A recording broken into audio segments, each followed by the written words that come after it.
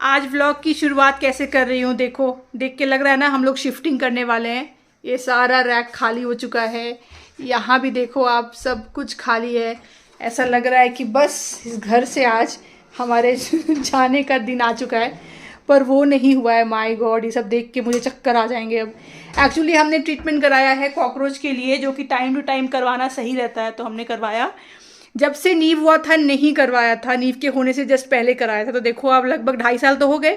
Plus इधर से क्या हो रहा है, डिश वॉशर ख़राब है हमारा, तो आंटी आती है बर्तन धोने के लिए, वो आती है दोपहर में। तो रात के जो बर्तन होते हैं थोड़े बहुत हम लोग धोते हैं, थोड़े बहुत जो है बड़े बड़े कुकर कढ़ाई जो है वो सिंक में छोड़ देते हैं, फिर नेक्स्ट डे आके आंटी धोती है। जब भी आप बर्तन सिंक में धोना शुरू करो, देयर हाई चांसेस कि कॉकरोच जो है वो सिंक से नीचे से आए। तो हमें दिखे नहीं थे, पर ये आते ही आते, नहीं भी आते तो प्रिकॉशन में करना ज़रूरी होता है, इसलिए हमने करवा लिया। डिश वॉशर तो अभी भी पता नहीं कब रिपेयर होगा, वो बंदा फ़ोन ही नहीं उठा रहा है, तो अभी टाइम लगेगा। तो हमने प्रिकॉशनरी करवा लिया। लेकिन हालत जो घर की हुई है वो देख करके मुझे तो चक्कर आ रहे हैं। मतलब मैं आपको क्या बताऊँ, ये देखो कितने सारे बर्तन उसने निकाले हैं। तो निकाल के सामान वो लोग कर देंगे, पर अंदर डालने की जिम्मेदारी आपकी होती है। ये सारी चीज़ें आप देखो, अंगद तो ऑफिस चला गया है, उस बंदे ने सब कुछ निकाल दिया। सिर्फ यहीं पे नहीं है, कुछ चीज़ें तो हैं इस रूम में भी रखवाई है। यहाँ पे ये देखो आप, तो उन्होंने कहा है उस बंदे ने कि 4 घंटा अभी इसको आप वापस मत रखो, 4 घंटा एज इस रहने दो किचन को, उसके बाद ही आप वापस से रखना। पर वापस से रखना मतलब सफाई भी तो करनी पड़ेगी, ये सब कुछ को क्लीन करना पड़ेगा। आप देख रहे हो ये सब क्लीन होगा, फिर जा कर के सबको अंदर रखा जाएगा। तो ये आज शाम को 4 बजे के बाद ही ये काम हम लोग करेंगे। तब तक हालत देखिए, मेरे को देख देख के कैसा लग रहा है। माय गॉड, कितना सामान है इसमें से। बहुत कुछ डिस्कार्ड करूँगी मैं, ये अपॉर्चुनिटी है डिस्कार्ड करने की। बहुत कुछ इसमें से हटेगा और फिर सारा कुछ अंदर जाएगा। The next day.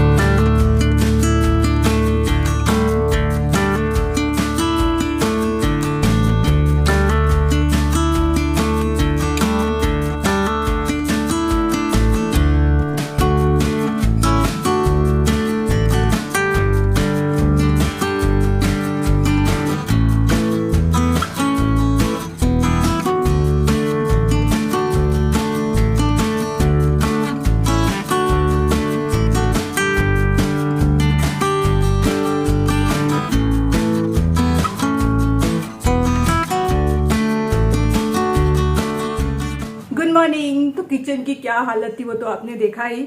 जब सामान निकलवा रहे होते हो अपना, तो आपको रियलाइज नहीं होता है कि कितना सामान होगा और कैसा होगा। तो निकलवा तो लिया, बाद में वो देख करके लगा था माय गॉड, इन सबको अंदर रखना एक बहुत बड़ा हेडेक होने वाला है। वो तो थैंक गॉड कि आजकल ऐसे ऐसे ऐप्स आ गए हैं कि आपकी हेल्प हो जाती है। वो जो इंस्टा हेल्प नहीं होता है कि आप 1-1.5 घंटे के लिए बुक कर सकते हो, तो हमने 2 इंस्टा हेल्प मंगाया था, तो 2 लेडी आई थी, तो उन लोगों की वजह से काफ़ी हेल्प हो गई। पर उनको ये तो नहीं पता है कि कौन सा सामान कौन से वाले जाना है कैबिनेट में। तो वो लोग क्या कर रही थी, पहले सबसे पहला हेल्प ये किया कि सब कुछ को वाइप कर दिया अच्छे से। उसके बाद जितने बर्तन थे मैंने कहा अब उसको वाइप करते जाओ, जिसको धोना है उसको धोते जाओ। और मैं और अंगद मिल करके हमने सभी को सभी जगह पे वापस से रख दिया, जहाँ पे जिसको होना था वहाँ पे रख दिया है फिलहाल। यहाँ पे नींबू का नया लुक मैं आपको दिखाती हूँ। नींबू बाल दिखाना, तो ये देखिए नींबू का बाल। पीछे भी दिखाओ ना, पीछे एकदम मुड़ जाओ ना, पीछे उठ के खड़े होके मुड़ जाओ ना, घूम जाओ, पीछे घूम जाओ। ये देखिए कितना छोटा छोटा बाल हमने नींबू का करवा दिया है। समर के लिए बिल्कुल परफेक्ट है। नींबू कैसा लग रहा है बाल? अच्छा लग रहा है। और सबसे अच्छी बात है कि नींबू इस बार बहुत कम रोया। इतना ज्यादा नींव रोता था ना हेयर कट करवाने में कि मैं आपको बता नहीं सकती हूँ। एक्सपीरियंस मतलब बैठेगा, जैसे ही उसने कैंची लगाई या ट्रिमर लगाया, उसके बाद से लेकर के एंड होने तक में उसको ऐसे जकड़ के पकड़ के बैठना पड़ता है। मैं भी गई हूँ कई बार करवाने, अंगद भी गया है, तो दोनों को ऐसे जकड़ के पकड़ना जो भी बैठेगा। उसके बाद में हमारे भी पूरे शरीर पे बाल और रोना धोना, इतना हाथ झटकेगा कि मतलब सलाह वाला बंदा बोलता था कि कई सारे बच्चे आते हैं सोसाइटी से, इतना तो कोई नहीं रोता है, इससे छोटे बच्चे भी आते हैं। पर लकीली इस बार थोड़ा सा चेंज आया है नींव में। उसको हमने बोल के रखा था नींव नहीं रोना, अच्छे से कटाना, मजा आएगा। पर इस बार अच्छा, मैं आपको एक पिक्चर दिखाती हूँ कि हेयर कट करवाने के बाद कितना अच्छे से स्माइल दे रहा है, आप देखो। और मतलब रोया, थोड़ा सा रोया जब उसने हल्का सा यहाँ पे ट्रिमर लगाना शुरू किया, पर फिर शांत भी हो गया। तो मुझे लग रहा है धीरे धीरे बड़ा हो रहा है, होपफुली ये एक्सपीरियंस हमारे नॉर्मल हो जाए। कड़ाके की धूप निकली हुई है, सुबह के 9:30 बज रहे हैं और ऐसा माहौल है कि लग रहा है कि बाबा रे।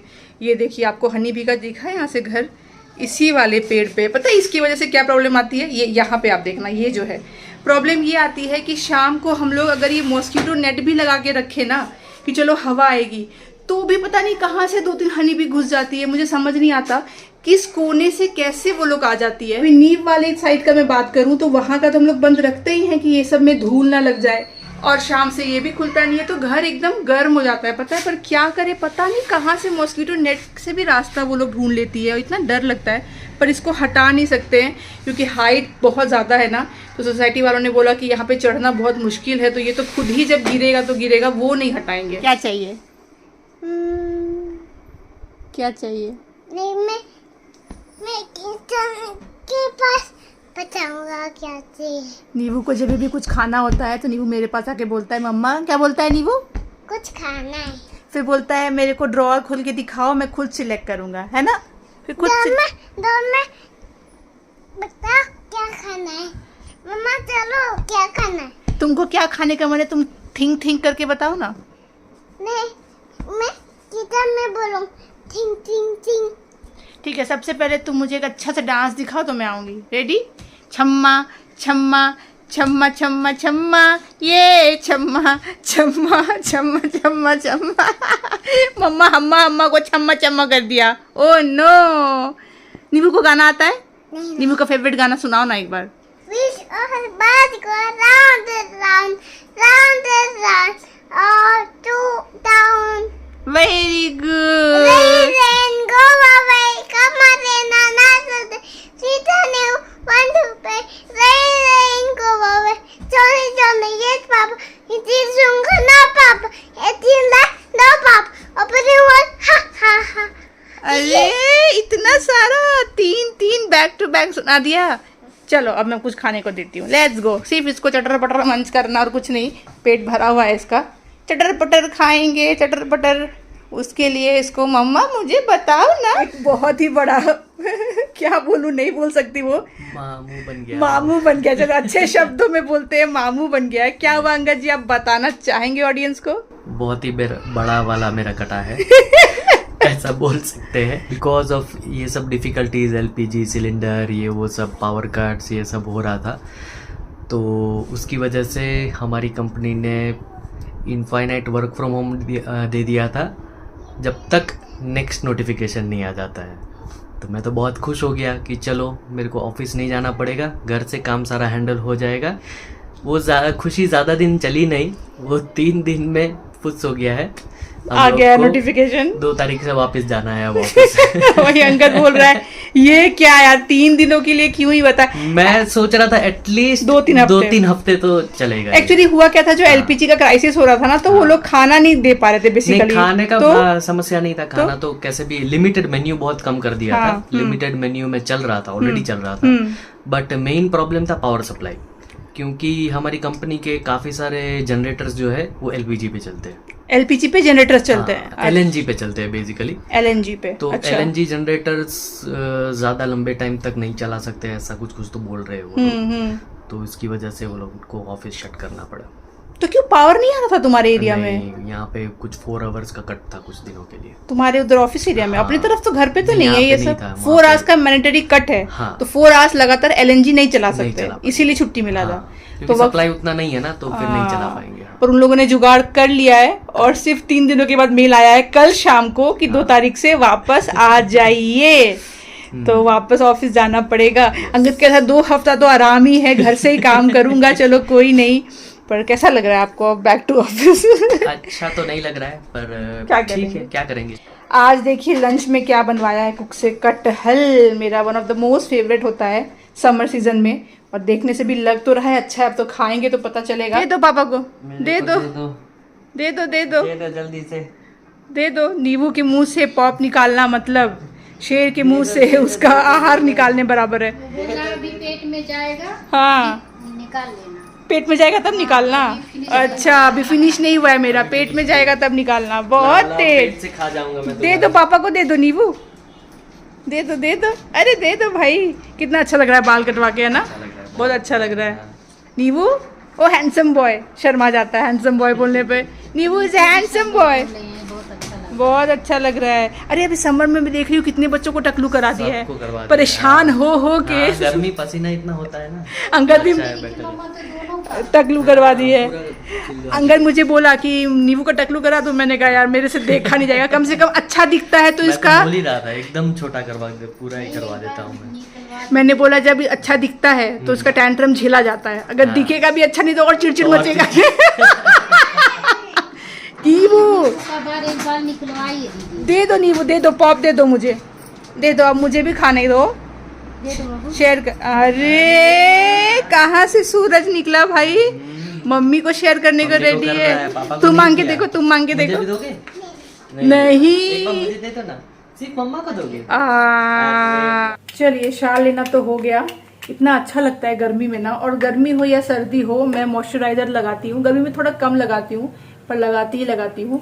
आजकल इतना अच्छा मौसम हो गया है, देखिए सब बच्चे ना स्विमिंग पूल में जा रहे हैं, नहा रहे हैं, सब मजे कर रहे हैं, पर हमारे घर में सर्दी खांसी छूटे तब तो जाकर के हम लोग वो सब करें। इस समर मुझे लग नहीं रहा है कि स्विमिंग पूल में जाने का नींव का होने वाला है, क्योंकि एक तो मैं भी तबीयत खराब है, अंगद की तबीयत खराब है, अंगद को खांसी और कफ हो गया है, और नींव को भी है ही है। तो इस बार तो लग नहीं रहा है कि समर का बिल्कुल भी हम फायदा उठा पाएंगे, कुछ ना ठंडा पी पाएंगे ना आइसक्रीम खा पाएंगे। लग रहा है अभी तक तो मतलब हमने कुछ मतलब एक आइसक्रीम नहीं खाया, इतना दिन हो गया। सोचिए आप, समर आए हुए और स्विमिंग पूल में भी नहीं गए, क्या हो गया है, कब ठीक होगा पता नहीं। अच्छा दीदी का मैं अपडेट दे देती हूँ, आपने सुना होगा पिछले ब्लॉग में कि दीदी के हस्बैंड का अचानक से आवाज चला गया था, और आवाज चला जाना मतलब लिटरली आवाज चला गया था।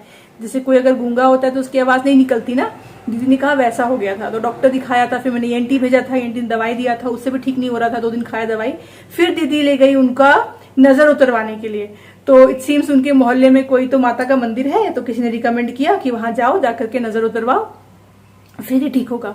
तो वहां कोई तो बाबा बैठे थे, तो उन्होंने क्या किया बताया, दीदी ने बताया, एक लिया लेमन को मुंह में डाला और नारियल लेकर के सर पे यहाँ पे 2-3 बार ऐसे ऐसे करके मारा, और बोलता है कि क्या नाम है तुम्हारा बताओ, और फिर उसके हस्बैंड का आवाज निकल गया। मतलब मैं तो सुन करके शॉक्ड हो गई हूँ कि ऐसा कुछ हुआ है। दीदी ने कहा जैसे ही नारियल दीदी सर पे 2-3 बार मार के बोलता है क्या नाम है तुम्हारा, नाम बताओ, जल्दी नाम बताओ, और इन्होंने अपना नाम बताया तो आवाज निकल गई। और तब से आवाज निकल गई है, ऑफ कोर्स एकदम क्लियर आवाज निकली नहीं है, पर जो बिल्कुल निकल नहीं रही थी वो निकल गई। तो मैं दीदी को बोला तो क्या नजर वजर लगी थी, क्या हुआ था?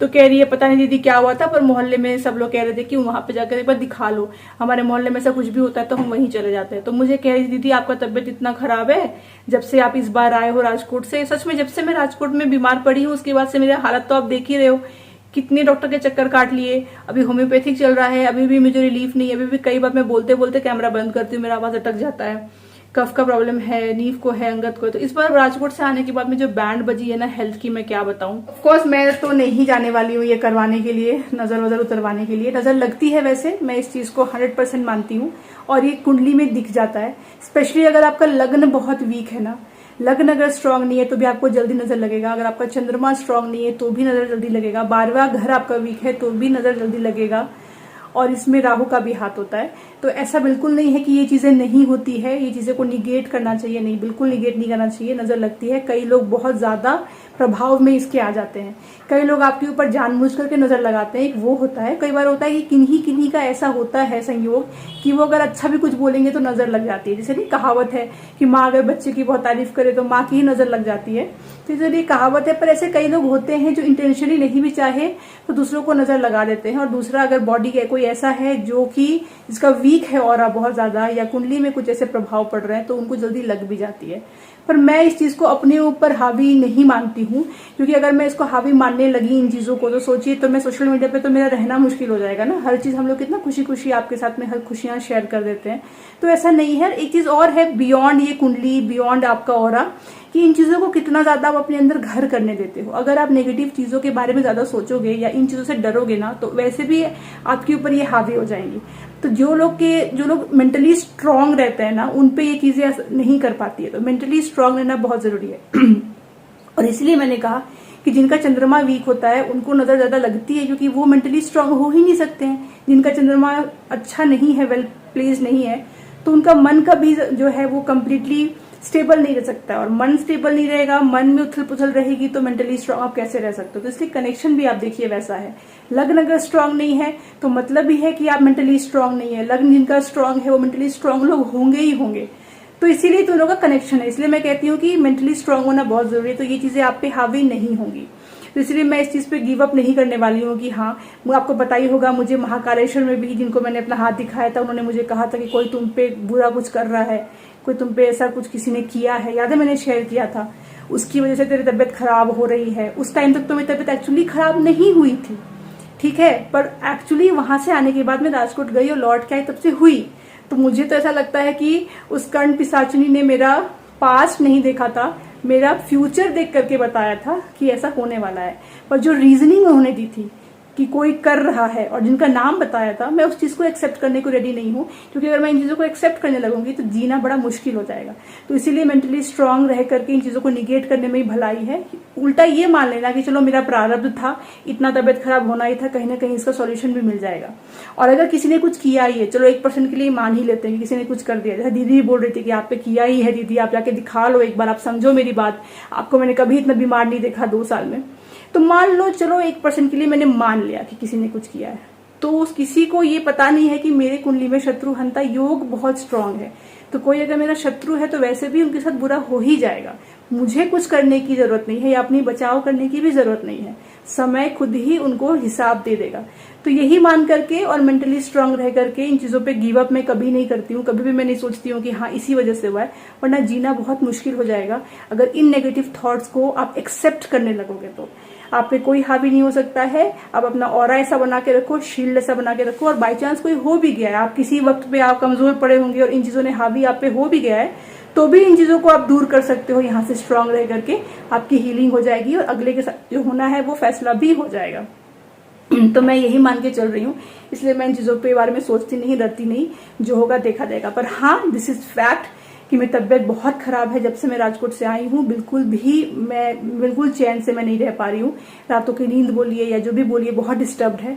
और जो मैंने झेला है और जो मैं झेलती हूँ चोकिंग वाला जो भी हो जाता है, तो वो मेरे लिए सच में तिल मरने के बराबर है और बहुत ज्यादा अजीब लगता है। पर मुझे इतना भरोसा है कि मैं इससे बाहर निकल जाऊंगी, मैं फाइटर।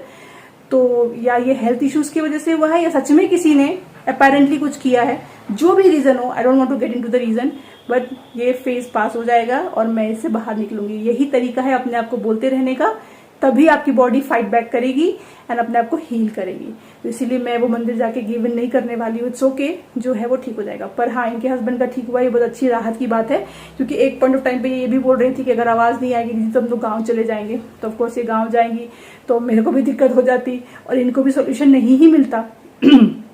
यहाँ एटलीस्ट डॉक्टर्स तो अच्छे हैं, तो ऐसा नहीं है कि ट्रीटमेंट रोक दिया इन्होंने, ट्रीटमेंट भी चालू रखा है, थोड़ा बेटर है अभी। कम ऑन नीबू, कम ऑन, तुम कर सकते हो नीबू, तुम बहुत ताकतवर हो। ताकत लगाओ, चलो कम ऑन। नीबू खेल के आया, नाई भी कर लिया, सब रूटीन नीबू का हो गया है। अब पापा के साथ फाइटिंग सेशन चल रहा है। कम ऑन नीबू, कम ऑन। और अंगद सच में जोर लगाता है, मुझे नहीं लगता है कि वो बच्चे के लेवल का लगाता है। ट्रेनिंग चल रही है, ट्रेनिंग। कम ऑन नीबू, कम ऑन। अरे ये क्या था? बाल कटने के बाद सच में अच्छा लग रहा है। कुछ दिनों से इतना बढ़ गया था कि मुझे कमेंट तक आ रहा था, शोना इसका बाल कट करवाइए। कम ऑन नीबू। अरे नीबू, चलो, fight back. Superhero, come on.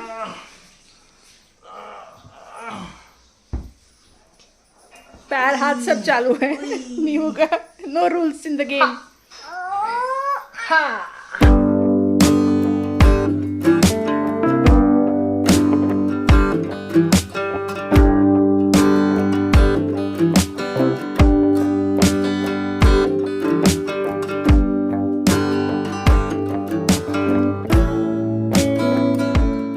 Good evening. शाम के बजे 4:45, मन कर गया कुछ अच्छा चटपटा खाने का। तो घर में ये बर्गर पैटी है, तो सोचा कि बर्गर ही बना के खा लेती हूँ, हम लोग को भी अच्छा लगता है।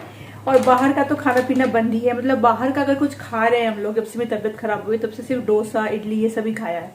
और चाय छोड़े हुए भी मुझे 1 महीने से ऊपर हो गया। सोचिए, घर में हमारे चाय बनी ही नहीं, तो मिल्क की कंजप्शन भी कम हो गई। अब जो भी मिल्क आता है वो बस नींव के लिए आता है, नींव पीता है। बाकी ना कॉफी बनती है ना चाय बनती है, और मुझे खुद में यकीन नहीं आता कि 1 महीने से ऊपर होने को आया। अच्छी बात यह है कि समर का महीना है तो उतनी क्रेविंग भी नहीं होती। यही अगर विंटर होता तो क्रेविंग डेफिनेटली होती।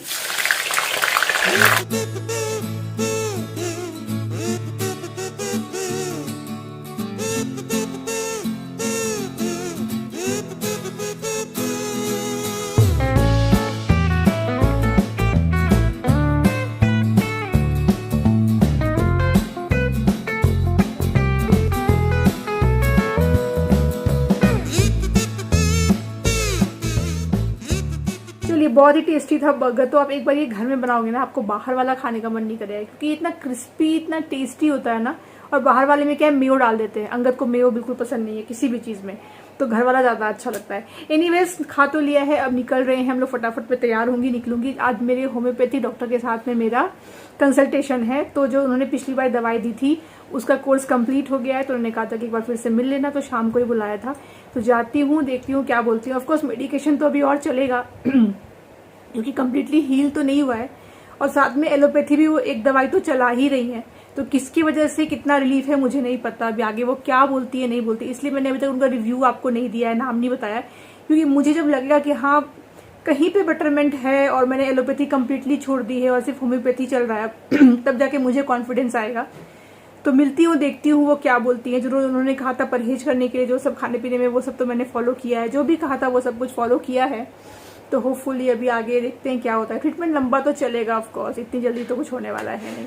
तो इसीलिए मैं आज का व्लॉग अब यहीं तक रखती हूँ। आशा करती हूँ आपको अच्छा लगा हो। मिलूंगी आपसे अगली बार। तब तक आप लोग अपना ख्याल रखिए और हमारे वीडियोस को देखते रहिए।